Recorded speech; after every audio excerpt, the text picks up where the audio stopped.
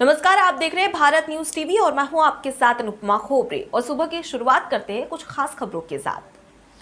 माखन नगर में विगत दिवस आरकेटीसी रेत कंपनी के flying squad incharge Sumit Dubey की रिपोर्ट पर बाबई निवासी समीर खान उर्फ पिद्दा, विष्णु कहार व राम सेवक के खिलाफ पुलिस ने विभिन्न धाराओं सहित धारा 3 लोक संपत्ति नुकसान निवारण अधिनियम 1984 का केस दर्ज कर विवेचना में लिया है।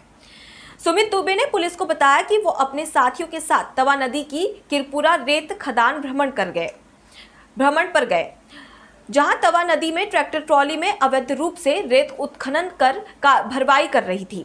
चालक ने अपना नाम समीर खान उर्फ पिद्दा व साथियों का विष्णु कहार व राम सेवक जनपद के अध्यक्ष सम्मानीय ब्रज मीना जी, हमारी पार्टी के पूर्व मंडल अध्यक्ष सहज सरल, और मैं तो ये कहूँगा कि अभी जनपद अध्यक्ष जी से कह रहा था कि आपसे ज़्यादा काम करने वाले सम्मानीय फूलचंद जी यादव जी,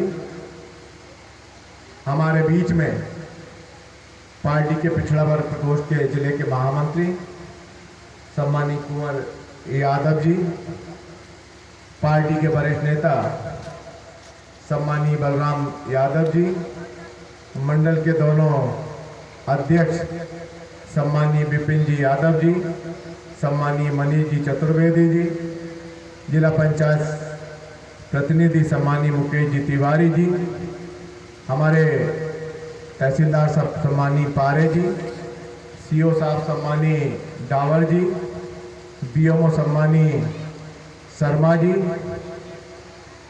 अब बहुत से लोग बैठे हैं पीछे समय, क्योंकि मैं भी थोड़े से आपके बीच में लेट आया हूँ, लेकिन पार्टी के सभी वरिष्ठ कार्यकर्ता बंधु हैं और सामने बैठे उन कार्यकर्ताओं से भी ज़्यादा महत्वपूर्ण सभी सम्मानीय नागरिक बंधुओं, माताओं, बहनों, पहले तो मैं आज हमारी उन बहनों का स्वागत करता हूं, उनका अभिनंदन करता हूं, और स्वास्थ्य विभाग की पूरी टीम का भी मैं स्वागत और अभिनंदन करता हूं। साथ में आपके सचिव और आपके सरपंच जी का भी स्वागत और अभिनंदन करता हूं। कोरोना जैसी महामारी आपके सामने थी, हम और आप घर से निकल नहीं पा रहे थे, और हमारी आंगनबाड़ी वाली बहनें, हमारी आशा कार्यकर्ता और हमारे स्वास्थ्य विभाग की पूरी टीमें निरंतर आपकी सुरक्षा पहुंचाने के लिए आपके बीच में संपर्क में रहते थे, तो मैं उनका अभिनंदन करता हूं। और आप सबसे भी निवेदन करता हूं उनका स्वागत करें, ताली बजाकर अभिनंदन करें कि वो विषम परिस्थिति में भी हमारी वो बहनें निकलकर हमारे बीच में हमारे घर घर पहुंची हैं। जब कोरोना काल चल रहा था तब किसी को बुखार आता था तो घर घर जाकर आपको दवाई देने का काम वो बहनें करती थी, हमारी आशा कार्यकर्ता करती थी। और आपके व्यक्ति को मैं कहूँगा, आपके यहाँ के जो कुटवार हैं, चौकीदार हैं, उनके लिए भी ताली बजाकर अभिनंदन करें कि वो भी बेचारे रात दिन लगकर समाज की सेवा करने का काम कर रहे थे। फिर मैं उनका स्वागत करता हूं जिन्होंने भारतीय जनता पार्टी की रीति नीति समझकर बहुत देर में, जल्दी नहीं, लंबे अंतराल के बाद में समझ में आया कि कोई दल, कोई पार्टी अगर काम कर सकती है तो वह है भारतीय जनता पार्टी। इसलिए आज जिनने भारतीय जनता पार्टी की सदस्यता ली, मैं उनका भी अभिनंदन करता हूं और उनका भी स्वागत करता हूं। मित्रों, हमारे मुकेश भैया कह रहे थे, फिर तो ये आप भी जानते हो, मैं आज यहाँ बैठे लोग अनेकों लोगों से निवेदन करना चाहता हूँ, कहना चाहता हूँ गांव के लोगों से, आज कोई चुनाव का वक्त नहीं है और आज कोई चुनाव का समय भी नहीं है। और 60 लाख की योजना, 61 लाख की योजना लेकर आपके बीच में फिर आए, मन में अगर मस्तिष्क में ये बात दिमाग में होती कि भैया मढ़ावन के लोग तो भारतीय जनता पार्टी को जिताते नहीं है, मुझे जिताते नहीं, ये योजना हम लेकर नहीं चले। लेकिन हम विकास करने वाले लोग हैं। भारतीय जनता पार्टी विकास पर विश्वास करती है, काम पर विश्वास करती है, और कांग्रेस के लोग झूठ बोलकर आपसे मत लेने का काम करते, कभी आपके काम नहीं करते। मैं पूछना चाहता हूं, कहना चाहता हूं, यहाँ काफी बुजुर्ग लोग बैठे हैं। आजादी के बाद में 60 साल इस देश पर लगातार किसी ने राज किया है तो कांग्रेस की सरकार ने राज किया है। कांग्रेस की सरकार निरंतर इस देश पर और प्रदेश पर राज करते आई है। और मढ़ावन जैसे गांव में क्या सड़क कभी आई थी? आप खुद कल्पना कर लो, कभी सड़क आई हो तो बता दो।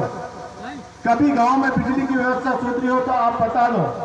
प्रधानमंत्री आवास जैसी व्यवस्था आपको कभी कांग्रेस के जमाने में मिली हो तो बता दो। और तो और अभी सरकार बनी थी सन 18 में, कहा था कि भैया हमको जिता दो, 2 लाख का किसान का कर्जा माफ। जरा एक आध किसान खड़ा होकर बता दे कि मेरे 2 लाख के कर्जा माफ हो गए। होगा किसी एक आध किसान? कितने भाई किसान है यहाँ पर, जरा बताइए। हाथ ऊंचा करके बता सकते हैं हम किसान हैं? बताओ तो जरा, या गांव के किसान कितने? 2 लाख का कर्जा माफ हुआ टोप वाले भैया? हुआ।